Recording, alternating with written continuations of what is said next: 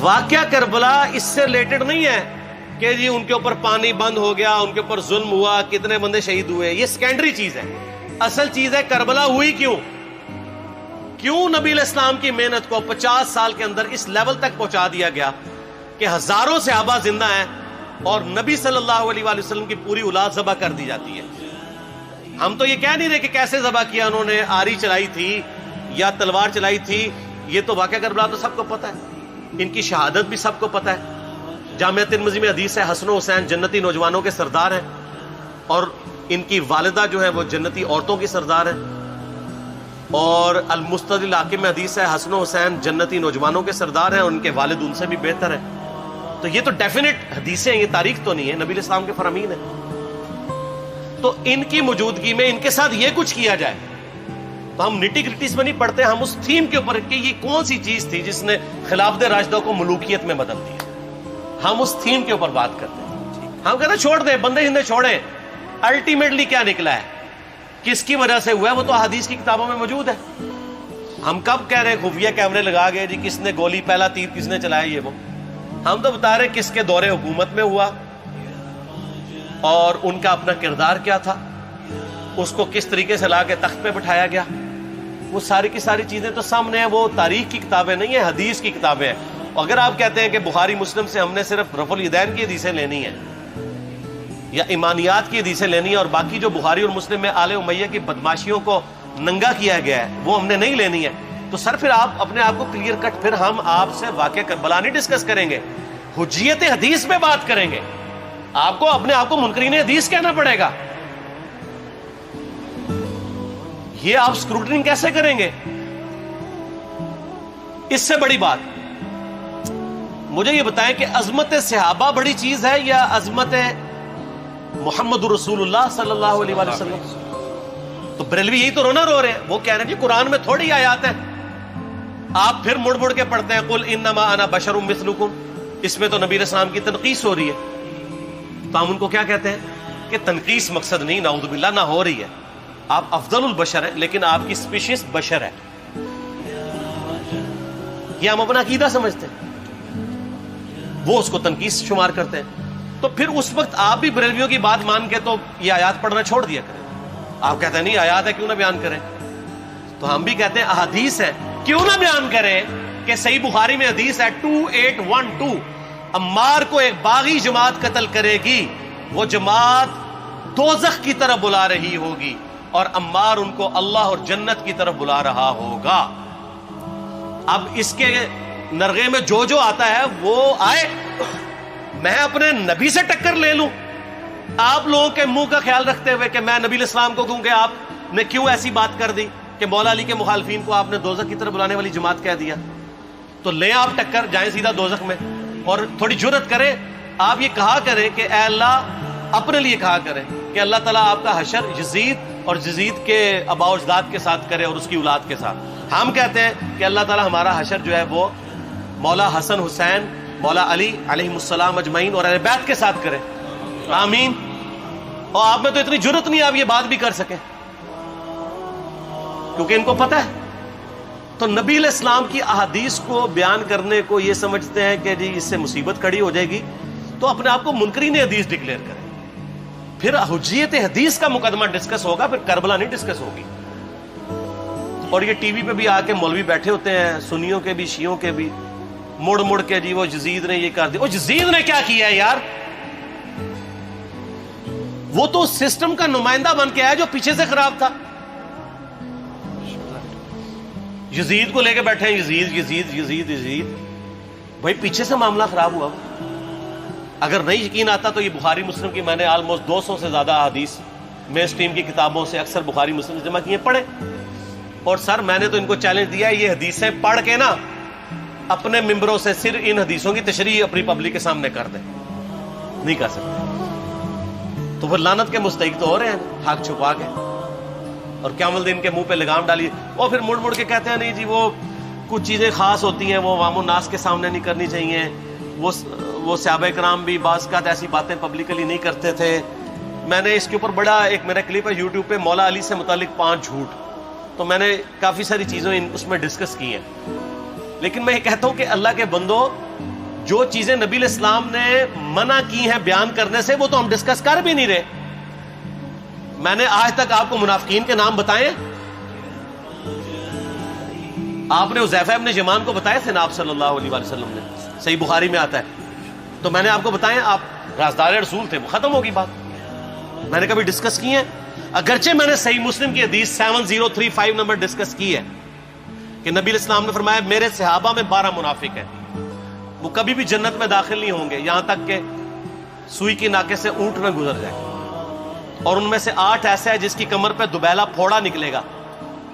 میں نے آج تک آپ کو بتایا کہ کس کس کی کمر پہ دوبیلا پھوڑا نکلا اور اس کی موت اسی پھوڑے میں ہوئی ہے؟ بتایا؟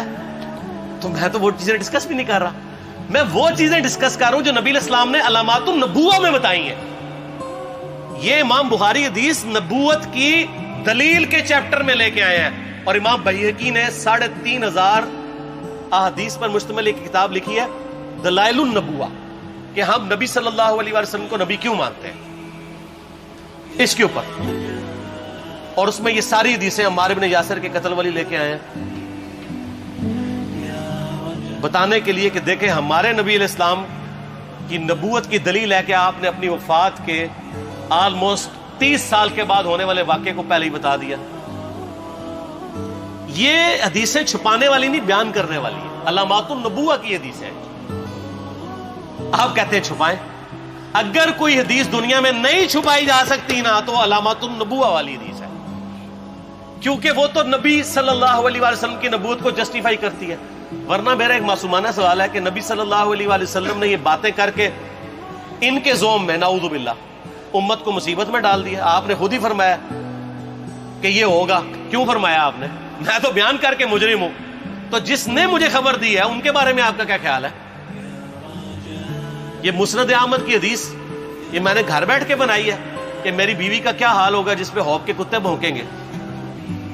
تو سیدہ عائشہ سے مجھ سے زیادہ نبی علیہ السلام کو محبت تھی، لیکن آپ اللہ کے پیغمبر تھے، آپ نے اپنے گھر کی خبر بھی نہیں چھپائی، بتا دی کہ یہ ہوگا. اور اس سے بڑھ کے آپ صحیح بخاری میں دیکھیں عمار ابن یاسر کا خطبہ ہے. میں نے یہ سارا، پریشان نہیں ہونا، یہ ریسرچ پیپر میں سارا کچھ موجود ہے اور کوئی چیز بھی ایسی نہیں جو اس میں سکپ ہو. صحیح بخاری میں خطبہ ہے کہ عمار ابن یاسر کو مولا علی نے بھیجا کوفے میں. کوفے والے نیوٹرل ہو گئے تھے کیونکہ بصرہ سے سیدہ عائشہ آ رہی تھی اور وہاں پہ انہوں نے کہا نہ ہم سیدہ عائشہ کا ساتھ دیں گے نہ مولا علی کا دیں گے. تو عمار ابن یاسر کو تیار کرنے کے لیے، یعنی وہاں کے جو عوام تھی اس قتال کے لیے، مولا علی نے بھیجا. تو سیدنا عمار ابن یاسر نے وہاں پہ کوفے کے منبر پہ خطبہ دیا. بخاری کے الفاظ ہیں، اوپر والی سیڑھی پہ عمار ابن یاسر نے حسن ابن علی کو بٹھایا، حالانکہ حسن ابن علی سے 4 گنا بڑی عمر تھی عمار ابن یاسر کی، 90 پلس ہو چکے ہوئے تھے، 3-4 گنا ان کی عمر تھی، لیکن اہل بیت کا احترام کیا. خود نچلی سیڑھی پہ بیٹھے. بخاری کے الفاظ ہیں کہ اے لوگو اللہ نے تمہیں آزمایا ہے، ایک طرف دنیا اور آخرت میں تمہارے نبی کی بیوی ہے سیدہ عائشہ، دنیا اور آخرت میں، یعنی عزت اپنی جگہ قائم.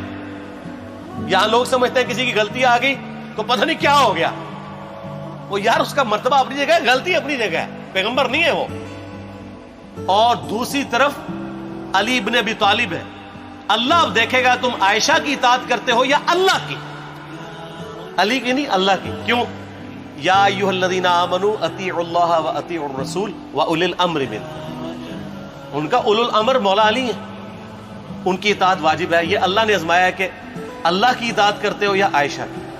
اور آپ حیران ہوں گے یہ حدیث امام بخاری حضرت عائشہ کی فضیلت والے چیپٹر میں لے کے آئے ہیں. اگر امام بخاری مشورہ کر لیتے نا ناسبیوں سے تو انہوں نے کہا تھا سر آخری صحیح رکھو، پچھلا رہن دو، بلکہ پچھلے والا رکھو آخری والا رہن دو کہ عائشہ دنیا اور آخرت میں. وہ حدیث گھڑنے کا میں آپ کو طریقہ بتاتا ہوں، کاٹ چھانٹ کرنے کا. وہ آدھی حدیثیں لکھتے ہیں نا، آدھی حدیث ایسے لکھتے ہیں امام بخاری کہ سیدہ عمار ابن یاسر نے خطبے کے دوران فرمایا کہ سیدہ عائشہ دنیا اور آخرت میں تمہارے نبی کی بیوی ہے، بس. لیکن امام بخاری نے پوری حدیث لی ہے، آگے وہ بھی ڈالا ہے کہ اللہ آزما رہا ہے کہ عائشہ کی اطاعت کرتے ہو یا اللہ کی، جیسے آپ کے علماء کر رہے ہیں. صحیح مسلم کی حدیث 6488 آدھی بیان کرتے ہیں سارے مولوی، بریلوی، دیوبندی، اہل حدیث سب. میرے صحابہ کو برا مت کہو، اگر تم میں سے کسی نے احد پہاڑ کے برابر بھی سونا خیرات کر دیا اور میرے صحابہ نے ایک مد یعنی 600 گرام خیرات کی، آدھا کلو، اس کے آدھے کو بھی نہیں پہنچ سکتا بس. حالانکہ یہ مسلم کی حدیث سٹارٹ اس سے ہوتی ہے کہ عبد الرحمن بن عوف کو خالد بن ولید نے گالیاں دی جھگڑے کے دوران. حالانکہ دونوں مسلمان تھے، دونوں صحابی تھے. آپ نے حضرت خالد بن ولید کو بلا کے ڈانٹا، فرمایا تم میرے صحابہ کو برا مت کہو. تو خالد بن ولید نے تو آگے سے نہیں کہا حضور میں بھی صحابی ہوں. ان کو پتا تھا کہ عبد الرحمن بن عوف نے اس وقت اسلام قبول کیا جب اسلام کا مطلب تھا مار، تکلیف اٹھانا، اور خالد بن ولید نے گولڈن پیریڈ میں صلح حدیبیہ کے بعد اسلام قبول کیا. میں اب تم لوگ یہ کر رہے ہو، تم لوگ اگر احد پہاڑ کے برابر بھی سونا خیرات کر دو، یعنی صلح حدیبیہ کے بعد والے لوگ میرے ان کے برابر نہیں ہو سکتے. اور جو فتح مکہ پہ معافی مانگ کے مسلمان ہوئے ہیں طلقاء، مؤلفۃ القلوب آل امیہ، ان کا تو لیول ہی کچھ نہیں ہے. یہاں تو خالد بن ولید کے بارے میں یہ بات کی جا رہی ہے. اور پھر وہ مؤلفۃ القلوب اپنے زمانے میں ممبروں پہ سب و شتم کروائیں سیدنا علی پر، تو سب سے پہلے تو ان کو کہنا چاہیے جن کے بارے میں حدیث تھی کہ تم صحابہ کو گالی مت دینا. ہم نے تو خیر کبھی دی بھی نہیں ہے. اور میں یہ آخری جملہ ان کو ایسا بولتا ہوں کہ جو ان کے دماغ تک ڈرل کر جائے گا کہ آل امیہ نے جو کچھ اپنے دور کے اندر سیدنا علی کی گستاخیاں کی ہیں نا، ہم نے تو ویسی کوئی ایک گستاخی بھی آل امیہ کے بارے میں نہیں کی ہے. میں نے آج تک آل امیہ کے اوپر بائی نیم کسی کے اوپر لعنت کی ہے؟ حالانکہ یہ مولا علی پہ کرتے رہے. یہ ہے لعنتی خود ہو گئے نا، جب مولا علی پہ لعنت کی تو لوٹ آئی. مسند ابی اعلیٰ میں صحیح سند کے ساتھ حدیث موجود ہے، مسند احمد میں بھی موجود ہے کہ سیدنا علی کو جس نے گالی دی اس نے رسول اللہ کو گالی دی صلی اللہ علیہ وسلم. جب ام سلمہ نے کہا تھا، شیخ زبیر صاحب نے اس کو تحکیم میں صحیح لکھا ہوا ہے فوٹ نوٹ کے اوپر، کہ لوگوں تمہارے ممبروں پر رسول اللہ کو گالیاں دی جاتی ہیں، تو انہوں نے کہا معاذ اللہ، ہم کب کہیں گے، ایسا نہیں ہو سکتا. تو ام سلمہ نے کہا تم لوگ علی اور اس سے محبت کرنے والوں پہ گالی گلوچ نہیں کرتے ہو کیا؟